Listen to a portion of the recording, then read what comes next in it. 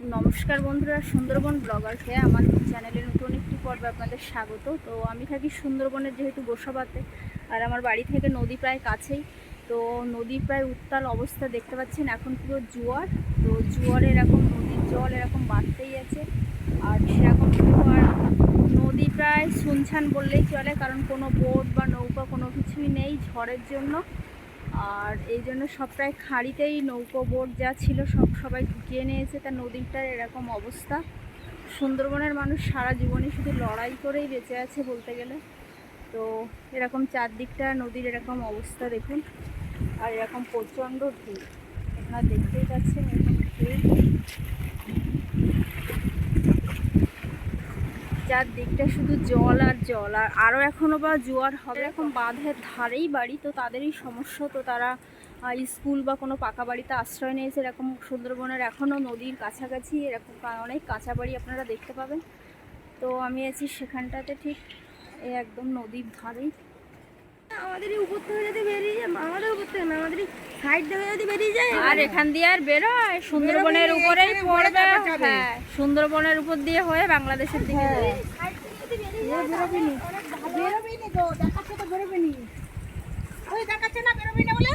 না গো,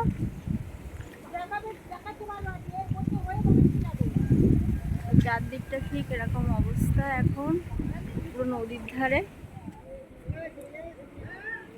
এই সরে যা, তুই কি করতে এসছিস এখানে? বোট কোথায়? বোট আর নেই, বোট সব ওই খাঁড়িতে ঢুকে গেছে। তো গাইস, আমাদের এখানে মে মাসেই শুধুমাত্র বেশি ঝড় হয়, আর বন্যাও তার সাথে আছেই। তো আজকে এই জন্যই রেমাল ল্যান্ডফল করতে চলেছে।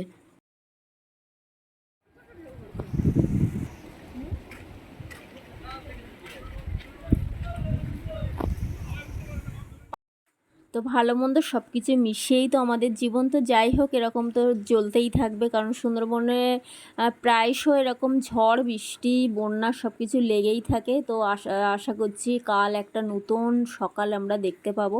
তো বন্ধুরা, এরকম নদীর তো এরকম অবস্থা। তো যাই হোক, এখানে সব থেকে বেশি অসুবিধা যাদের বাড়িতে এখন পেশেন্ট আছে, মানে অসুস্থ রুগী। তো এই নদী পার না হলে তো গদখালি যেতে পারবে না, আর গদখালি না গেলে ওখান দিয়ে কলকাতা বা যে কোনো জায়গায় যাতায়াত করা আমাদের এই সুন্দরবনের মানুষের জন্য মানে খুবই অসম্ভব ব্যাপার। তো এখন বা এই নদীর এরকম অবস্থা বলে আমাদের প্রশাসনের তরফ থেকে এটা বন্ধ আছে, মানে নদী পারাপারটা। তো যাই হোক, তো আপনারা দেখতেই পাচ্ছেন এরকম এখানে মাছ ধরাও চলছে তার মধ্যে, কারণ এখন মানে এত হারে আমাদের এখানে বন্যা হয় যে মানুষ এটা আর খুব একটা ভয় পায় না। বিশেষ করে দিনের বেলা হলে তো কোনো সমস্যাই নেই, তো রাতে ল্যান্ডফল করবে রেমাল যেহেতু, তো তার জন্য একটু সবাই আতঙ্কে আছে যে কীভাবে কী হবে, বা বাড়ির যে গরু বা ছাগল সেগুলো কিভাবে সরাবে। তো এইগুলোর জন্য একটু সমস্যা। তো যাই হোক, নদীতে প্রচুর জল বেড়ে গেছে। তো বিদ্যাধরী নদী এমনই একটি নদী, তো যেখানে এই যে জোয়ারটা দেখছেন না, এটা ভাটা লাগবে, কিন্তু যখন হাওয়ার বেগটা বেশি থাকবে জল বেশিটা নামবে না। তো যখন আমাদের এখানে 2021-এ ইয়াস হয়, তো তখন এই যে নদীর বাঁধটা দেখছেন না, এই যে বস্তাগুলো দেওয়া আছে, এটা টোপকে জল চলে গিয়েছিল, মানে গ্রামের ভেতরের দিকে বা আমাদের বাড়িতে তখনও জল চলে এসেছিলো। তো যাই হোক, এই যে কাঁচা বাড়ি, এগুলোর এখানকার মানুষকে ত্রাণ শিবিরে বা যে ক্যাম্পগুলো সেখানে সরানোর ব্যবস্থা করে নিয়েছে এখানকার প্রশাসন। তো এখানে এখনও এরকম কাঁচা বাড়ি। চলে এলাম বাড়ির দিকে, তো মাঠের এরকম অবস্থা, পুরো জল ভরা, কারণ সকাল থেকে এত বৃষ্টি হয়েছে এখানটায় যে সারা মাঠঘাট সব কিছু জল আর জল। আর যেহেতু আজ রবিবার, তো দোকানপাট প্রায় সব বন্ধ। এখানে মোটামুটি হাওয়া হচ্ছে, দেখতেই পাচ্ছেন সকাল থেকে সারাদিন এরকম ঝড়ের বেগ প্রায় বেড়েই গেছে।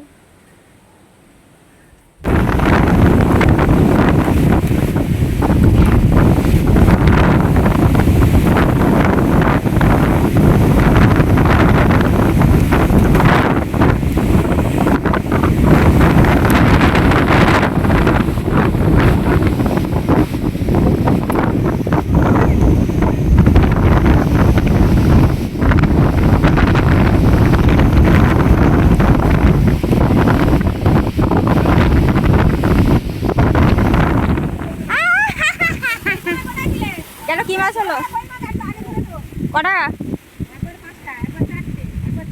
বাহ,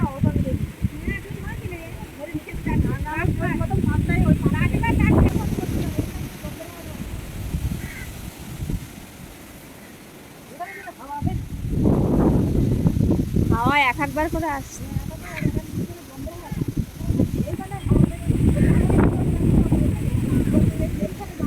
পুকুর ডুবলে পাবি, এখন শুধু কই মাছই পাওয়া যায়। ও থাকবে, জ্যান্ত থাকবে ওগুলো। ও, কটা হলো এবারে? 8টা? বাহ, অনেক কটা হয়েছে।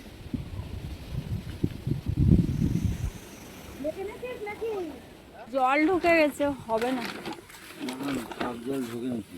আরে এইটা সরাও, সরালে ভালো হবে। আরে কিছু কাঠ বের করা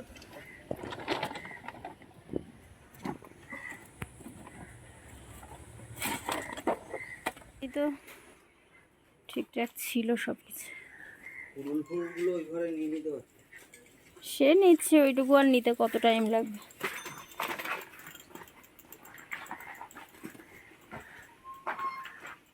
তো বাড়িতে এসে বাড়ির জিনিসপত্র সব সরিয়ে নিচ্ছি ভালো জায়গায়, কারণ কখন গাছের ডাল ফাল ভেঙে পড়বে আর তখন এরকম বাইক বলুন বা সাইকেলের ক্ষতি হবে। তো বাড়িতে এসে এরকম সব কিছু গুছিয়ে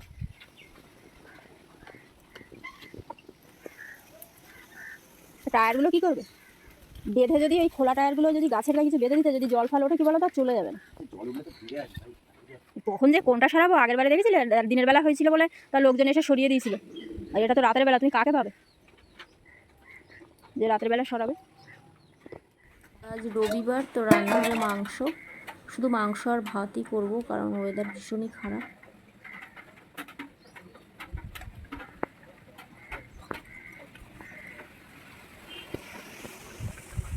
মোটামুটি ঝড় প্রায় অল্প অল্প শুরু হচ্ছে, দেখি আয়লার দিন ঠিক এরকম অবস্থা ছিল, কিন্তু আয়লার দিন বলছি না, আমাদের এখানে লোক বুঝতেই পারেনি যে কিছু একটা। কিন্তু আবার এটা ইয়াস গেল না, এইটা আবার ওই অন্য দিকের লোকজন অতটা বুঝতে পারিনি, গোসাবাতে বেশি হয়েছিল। তো বন্ধুরা, এরকম তো নদীর অবস্থা। তো যাই হোক, তো আমার চ্যানেলটি যদি আপনাদের ভালো লাগে তো আমার চ্যানেলটিকে সাবস্ক্রাইব করে আমার পাশে থাকবেন, যেন আমি একটু এগিয়ে যেতে পারি এবং আপনাদের সামনে একটু তুলে ধরতে পারি।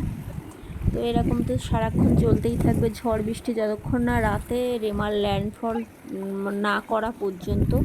তো যাই হোক, ততক্ষণ সবাই ভালো থাকবেন আর সাবধানে থাকবেন, আর সবাই নিরাপদ জায়গাতেই থাকবেন যাদের এরকম নদীর কাছাকাছি বাড়ি। তো সবাই সুরক্ষিত থাকুন, ভালো থাকুন, এটাই।